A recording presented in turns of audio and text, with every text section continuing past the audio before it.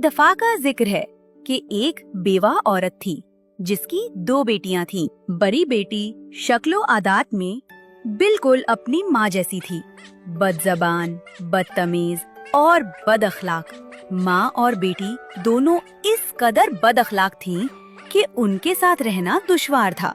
छोटी बेटी अपने बाप की हमशक्ल और खुल्क में निहायत नर्म दिल, नेक सीरत और खूबसूरत थी, इतनी हसीन कि उस जैसी कम ही देखी गई हो। माँ को चूंकि अपनी जैसी आदत वाली बेटी पसंद थी, इसलिए वो बड़ी बेटी से बहुत मोहब्बत करती थी, जबकि छोटी से नफरत करती थी। उसे बावर्ची खाने में खाने पर मजबूर करती और हर वक्त मशक्कत का काम करवाती। इन तमाम कामों में से एक ये था कि रोज 2 बार वो बच्ची 1.5 मील से भी ज्यादा दूर कुएं से पानी भरकर लाती। एक दिन जब वो पानी भरने गई, वहाँ एक बूढ़ी औरत आई और उससे पानी मांगा। बेटी, क्या तुम मुझे पानी पिलाओगी? ओ हाँ जरूर अम्मा जान, उस नेक दिल बच्ची ने अदब से जवाब दिया। उसने फौरन घड़ा धोया, चश्मे से सबसे साफ पानी भरा और उसे इस तरह पेश किया कि बूढ़ी औरत आराम से पी सके। पानी पीने के बाद वो औरत बोली, तुम इतनी हसीन, नेक और खुश अखलाक हो कि मैं तुम्हें इनाम देना चाहती हूँ। ये औरत दरअसल एक परी थी जो देहाती औरत का रूप धार कर नेक सीरत लड़की का इम्तिहान लेने आई थी। परी ने कहा, मैं तुम्हें ये इनाम देती हूँ कि जब भी तुम कुछ कहोगी, तुम्हारे मुंह से फूल या कीमती मोती और जवाहरात निकलेंगे। जब ये लड़की वापस घर पहुंची तो माँ ने उसे देर से आने पर डांटा। कहाँ मर गई थी, मालूम भी है कि कितने काम बाकी हैं। बच्ची ने कहा, माँ जी माफ कीजिए कि मैं देर से आई। उसके मुंह से बात करते ही 2 गुलाब, 2 मोती और 2 बड़े हीरे निकले। माँ ये देखकर हैरान रह गई और बोली, ये मैं क्या देख रही हूँ? तेरे मुंह से हीरे और मोती निकल रहे हैं। है मेरी बेटी, ये कैसे हो रहा है? ये पहला मौका था कि उस माँ ने उसे मेरी बेटी कहा। इस लड़की ने सच सच सारा वाकया बयान कर दिया और इस दौरान उसके मुंह से मजीद कीमती मोती और हीरे गिरते रहे। वाकई? माँ ने कहा, मुझे तो अपनी चहती बेटी को वहाँ भेजना चाहिए। फिर उसने अपनी बड़ी बेटी फीनी से कहा, देखो तुम्हारी बहन के मुंह से क्या निकल रहा है। क्या तुम नहीं चाहोगी कि तुम्हें भी ऐसा इनाम मिले?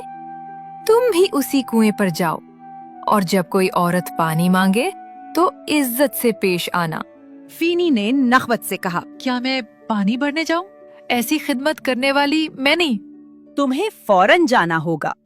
फीनी बड़े नखरे से चली और साथ में घर का सबसे कीमती चांदी का जग ले गई। अभी वो कुएं पर पहुंची ही थी कि जंगल से एक निहायत शाहाना लिबास में मलबूस औरत निकली और पानी मांगा। बेटी, क्या तुम मुझे पानी पिलाओगी? ये वही परी थी, मगर इस बार शहजादी के रूप में आई थी ताकि फीनी के गुरूर की हद देखे। फीनी बदतमीजी से बोली, क्या मैं यहाँ तुम्हें पानी पिलाने आई हूँ? शायद ये चांदी का जग खास तुम्हारे लिए लाई गई हो। बहरहाल अगर तुम्हारी मर्जी हो तो इसमें से पी लो। परी ने गुस्से के बगैर जवाब दिया, तुम बहुत बदतमीज हो, लिहाजा मैं तुम्हें ये इनाम देती हूँ कि जब भी तुम बोलोगी तुम्हारे मुंह से सांप या मेंढक निकलेंगे। जब वो वापस आई, माँ ने पूछा, हाँ बेटी? फीनी बोली, हाँ माँ। और उसके मुंह से एक जहरीला सांप और एक बदसूरत मेंढक निकला। माँ ने चीख कर कहा, हाय, ये क्या हो गया? ये सब उस मनहूस छोटी बहन की वजह से हुआ है।